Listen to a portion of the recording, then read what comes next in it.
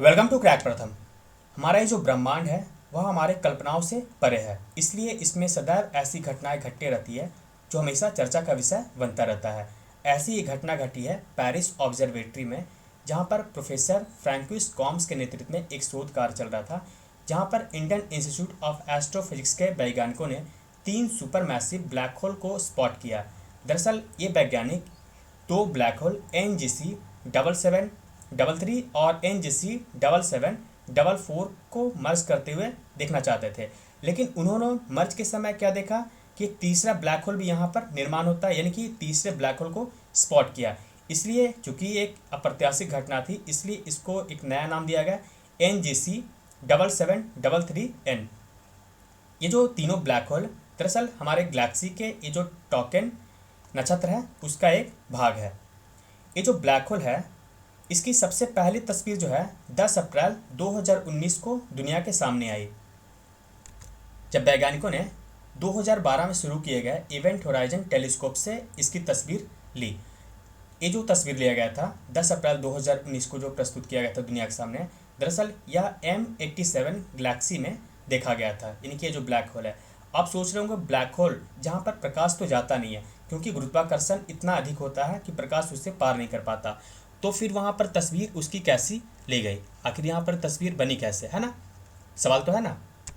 तो इसका उत्तर यह है कि ब्लैक होल यह तो ब्लैक है ना, यह ब्लैक है, यहाँ पे आप देख सकते हैं तस्वीर में, लेकिन इसके चारों ओर जहाँ पे गुरुत्वाकर्षण इससे थोड़ी कम होती है, तो यहाँ पर यानी कि ये जो तारे वगैरह होते हैं तो यहाँ पर इसके अंदर वो समाते हैं, तो जहाँ पर ये एक प्रकार से गोला का निर्माण कर लेते हैं, तो इसी का तस्वीर लिया गया था, जिसे लास्ट फोटोन ऑर्बिट या फिर इवेंट होराइजन कहा जाता है। यानी कि ये जो सीमा है इवेंट होराइजन वाला, ये इसके अंदर आप नहीं जा सकते, यानी कि इसके अंदर ना तो प्रकाश जा सकता ना ही कुछ, यानी कि इसमें जाने के बाद कुछ भी पता नहीं चल पाएगा आखिर गया है कहाँ। तो इसी की तस्वीर ली गई थी, ये लास्ट जो फोटोन ऑर्बिट है इसकी, और इसी के आधार पर वैज्ञानिकों ने कहा कि यह जो है यहाँ पर ब्लैक होल को स्पॉट किया गया है। ब्लैक होल क्या होता है? ब्लैक होल एक अत्यधिक घनत्व वाला पिंड होता है। तो आप समझ गए, ब्लैक होल एक अत्यधिक घनत्व वाला पिंड होता है जहाँ पर अत्यधिक गुरुत्वाकर्षण के कारण प्रकाश यहाँ पर नहीं जा पाता है। इसे जानने से पहले, यानी कि ब्लैक होल को और अधिक जानने से पहले, हम जानेंगे तारों का जो विकास है वो कैसे हुआ है। तो चलिए जानते हैं तारों के विकास को। दरअसल हमारे जो ब्रह्मांड है, यानी कि जो आकाश गंगा है, उसमें धुलकन और गैस के मेघ पाए जाते हैं। अब ये आपस में मिलते हैं तो उसके घनत्व में बढ़ोतरी होती है, यानी कि ये जो धुलकन है और गैस है जिसे हम नेवला या फिर निहारिका भी कहते हैं, जब ये आपस में मिलते हैं तो उनमें क्या होता है, घनत्व में बढ़ोतरी होती है, जिस कारण से अगर घनत्व बढ़ेगा तो वो सिकुड़न होगा, ये संकुचित होने लगते हैं। अब संकुचन के कारण क्या होता है कि इसमें ताप और दाब जो होता है दोनों अधिक होने लगते हैं, यानी कि ताप भी बढ़ने लगता है और दाब भी, और इस कारण क्या होता है कि हाइड्रोजन, ये जो यहाँ पर धुलकन और गैस है उसमें सबसे अधिक होता है हाइड्रोजन, और इसके बाद होता है हीलियम जो कि 23 से 28%, और कुछ इसमें भारी तत्व होते हैं। अब इसमें संकुचन के कारण होता क्या है कि सबसे अधिक क्या होता है यहाँ पे हाइड्रोजन, तो हाइड्रोजन के नाभिक आपस में टकराने लगते हैं और इसके बाद हीलियम के नाभिक का निर्माण करते हैं, और यह यही प्रक्रिया है जो सूरज में काम करता है, यानी कि नाभिकीय संलयन का कार्य यहाँ पर होने लगता है। और इससे क्या होता है कि थर्मोन्यूक्लियर फ्यूजन जो शुरू होता है, यानी कि नाभिकीय संलयन, इससे तारों में असीमित ऊर्जा का निर्माण होने लगता है, यानी कि तारा जो होता है प्रकाश देना शुरू कर देती है, तो इस प्रकार से तारों का निर्माण होता है। लेकिन इसमें जो नाभिकीय संलयन शुरू होता है वह एक ना दिन तो खत्म होना ही था ना, तो इसमें जैसे जैसे इसमें ऊर्जा खत्म होने लगती है, यानी कि इसकी ऊर्जा जैसे ही पूरी तरह से खत्म होने लगती है, तो इसमें एक बहुत बड़ा विस्फोट होता है जिसे हम सुपरनोवा कहते हैं। आप ये तस्वीर देख सकते हैं, ये सुपरनोवा की तस्वीर है। तो जैसे जैसे इसमें ऊर्जा खत्म होती है उसके बाद इसमें एक बहुत बड़ा विस्फोट होता है जिसे हम क्या कहते हैं, सुपरनोवा। इसके बाद जो पदार्थ बनता है वह धीरे धीरे सिकुड़ने लगता है, फिर से यहाँ पर सिकुड़ने लगता है और बहुत ही घने पिंड का रूप ले लेता है, जिसे हम न्यूट्रॉन तारा कहते हैं। आप यहाँ पे तस्वीर देख सकते हैं, ये न्यूट्रॉन तारा की है। और ये न्यूट्रॉन तारा जितना विशाल होगा यहाँ पे गुरुत्वाकर्षण का दबाव उतना ही अधिक होगा, और जितना अधिक गुरुत्वाकर्षण होगा यहाँ पर जो प्रकाश होगा उतना ही कम यहाँ पर पहुँच पाएगा, और यही जो है न्यूट्रॉन तारा धीरे धीरे ब्लैक होल का रूप ले लेता है। तो आपने समझा तारों का निर्माण कैसे होता है, तारों में जो सुपरनोवा विस्फोट कैसे होता है, उसके बाद न्यूट्रॉन तारा कैसे बनता है, और उसके बाद ब्लैक होल कैसे बनते हैं। तो आपने ये समझा। और हम जानते हैं ब्लैक होल कितने प्रकार का होता है।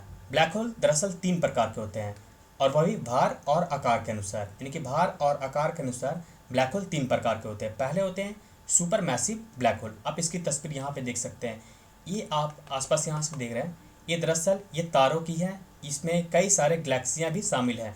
तो आप सोच सकते हैं एक ब्लैक होल में कितनी सारे तारे और गैलेक्सियाँ यहाँ पर समा सकती है यहाँ पे। इसके अलावा दूसरा है स्टेलर ब्लैक होल, ये दूसरा तस्वीर है स्टेलर ब्लैक होल। इससे थोड़ी छोटी होती है, और मिनिएचर ब्लैक होल काफ़ी छोटी होती है, लेकिन यह कई पृथ्वियों को आपस में यहाँ पे समा सकता है। तो ये कुछ तस्वीर है, और यहाँ पर ब्लैक होल के 3 प्रकार है, जिसे सुपर मैसिव, जैसा कि अभी जो 3 ब्लैक होल ढूंढा गया वैज्ञानिकों के द्वारा, वो कौन सा है, सुपर मैसिव ब्लैक होल का प्रकार है। दूसरा कौन सा है, स्टेलर, और तीसरा है मिनिएचर। हम ब्लैक होल का इतिहास जानते हैं, चलिए देखते हैं ब्लैक होल का इतिहास। इसके इतिहास की बात करें तो सबसे पहले 1783 में प्रोफेसर जॉन मिशेल ने ब्लैक होल के बारे में बस बतलाया कि यह होता है। इसके बाद 1796 में वैज्ञानिक लाप्लास ने इस पर विस्तार से चर्चा की। लेकिन ब्लैक होल शब्द का सबसे पहले प्रयोग किया गया 1967 में जॉन व्हीलर के द्वारा। कब? 1967 में जॉन व्हीलर के द्वारा सबसे पहले ब्लैक होल शब्द का प्रयोग किया गया। लेकिन इस समय क्या होता है, ब्लैक होल के बारे में बस बतलाया गया, यहाँ पर चर्चा की गई, और सबसे पहले उस शब्द का प्रयोग किया गया 1967 में जॉन व्हीलर के द्वारा। लेकिन इससे पहले अल्बर्ट आइंस्टाइन ने 1916 में सामान्य सापेक्षता का सिद्धांत दिया। हालांकि यह पूरी तरह से ब्लैक होल के निर्माण या फिर उसके जो भी प्रक्रिया उससे तो नहीं जुड़ा था, लेकिन यह उसे समझने में काफ़ी मदद किया। यानी कि सामान्य सापेक्षता का जो सिद्धांत है उसने ब्लैक होल को समझने में काफ़ी मदद की। इसमें आइंस्टाइन ने बतलाया कि गुरुत्वाकर्षण जो है वह कोई गुरुत्वाकर्षण नहीं, बल्कि गुरुत्वाकर्षण और त्वरण दोनों एक ही भाग हैं। यानी कि गुरुत्वाकर्षण और त्वरण को एक माना है किन्होंने, अल्बर्ट आइंस्टाइन ने। इन्होंने कहा कि गुरुत्वाकर्षण बल नहीं है, बल्कि यह त्वरण का प्रभाव है। त्वरण क्या होता है, यह वेग में परिवर्तन की दर को कहते हैं त्वरण। तो उन्होंने कहा कि गुरुत्वाकर्षण बल नहीं है, बल्कि यह त्वरण का प्रभाव, और इसी प्रभाव के कारण अंतरिक्ष में समय जो होता है, ये अंतरिक्ष और समय विकृत हो जाते हैं। उनका कहना था कि जो गुरुत्वाकर्षण है वह क्या है, प्रकाश की गति पर प्रभाव डालता है। यानी कि जो गुरुत्वाकर्षण है वह प्रकाश की गति पर प्रभाव डालता है। यानी माने तो अगर गुरुत्वाकर्षण हमारे यहाँ जो अभी है 9.8, अगर इससे कम होता तो जो सूर्य का प्रकाश है वह काफ़ी कम यहाँ पर अधिक समय में पहुँच जाता, जो कि अभी 8 मिनट से अधिक समय लगाता है। यानी कि उनका कहना था कि गुरुत्वाकर्षण जो है प्रकाश की गति को प्रभावित कर देता है। इसमें उन्होंने कहा कि जो सूर्य का द्रव्यमान है वह अंतरिक्ष और समय में क्या होता है, एक कर्व बनाता है, जिससे सूर्य के चारों ओर चक्कर लगाते हैं कौन, ग्रह। और जिस स्थान पर गुरुत्वाकर्षण अधिक होता है वहाँ समय उतना ही धीमा होता है। यानी कि अब आप यहाँ पे जोड़िए ब्लैक होल को। ब्लैक होल के पास क्या होता है, गुरुत्वाकर्षण काफ़ी अधिक होता है, जिस कारण से यहाँ पर प्रकाश नहीं जा पाता। इसलिए उन्होंने कहा कि गुरुत्वाकर्षण यहाँ पर अधिक होने के कारण वहाँ समय और अंतरिक्ष का जो है प्रभाव वह समाप्त हो जाता है। इसलिए अगर यहाँ पर प्रकाश नहीं जा पाएगा तो समय भी नहीं होगा। तो आपने समझा किस प्रकार से ब्लैक होल तारों का निर्माण होता है, उसमें किस प्रकार से कुछ सिद्धांत दिए गए।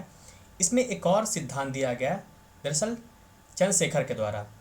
दरअसल 1930 के दशक तक वैज्ञानिकों का मानना था कि नाभिकीय संलयन, यानी कि जो नाभिकीय संलयन की प्रक्रिया शुरू होती है, के माध्यम से जो सभी तारे हैं अपने नाभिकीय ईंधन को समाप्त करने के बाद वाइट ड्वार्फ में परिवर्तित हो जाते हैं। यानी कि ये जो तारा है उसमें अगर ईंधन खत्म हो जाता है तो वो क्या होता है, एक वाइट ड्वार्फ का रूप धारण कर लेता है। यानी कि इसमें कोई भी ईंधन नहीं बचता है। लेकिन एस चंद्रशेखर ने इस सीमा को जो है चुनौती दी, यानी कि ये जो सिद्धांत था वाइट ड्वार्फ वाली, उसको चुनौती दी। और इन्होंने कहा कि किसी भी वाइट ड्वार्फ, यानी कि तारा जो है उसके ईंधन समाप्त होने के बाद जो तारा बनता है उसे वाइट ड्वार्फ कहते हैं। तो इसमें इन्होंने एक सीमा बनाई कि अगर वाइट ड्वार्फ का जो द्रव्यमान सूर्य के द्रव्यमान से 1.4 गुना कम है तब वह ड्वार्फ जो है वाइट ड्वार्फ बना रहेगा। लेकिन जैसे ही इससे अधिक होगा, यानी कि वाइट ड्वार्फ का जो द्रव्यमान है 1.4 से अधिक होगा, तो वह ब्लैक होल का रूप धारण कर लेगा। यानी एक प्रकार से उन्होंने ब्लैक होल बनने की एक सीमा बतलाई। यानी कि जो तारे, जिस प्रकार से आपने देखा कि तारों का ईंधन खत्म होता है उसके बाद वो ब्लैक होल का रूप धारण कर लेते हैं, लेकिन इसमें एक सीमा है, ये 1.4 की, यानी कि एस चंद्रशेखर के द्वारा कहा गया कि जो 1.4 यानी कि जो सूर्य का द्रव्यमान है इससे कम है अगर इसका द्रव्यमान, तब तो यह हमेशा के लिए व्हाइट डॉर्फ ही बना रहेगा, यानी कि यह ब्लैक होल नहीं बनेगा।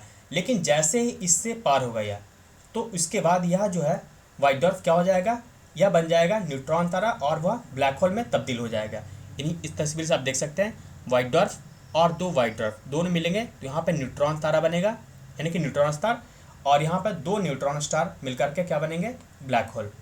तो इस प्रकार से आपने ब्लैक होल को समझा। तो इस वीडियो में बस इतना ही। Thank you for watching crack प्रथम।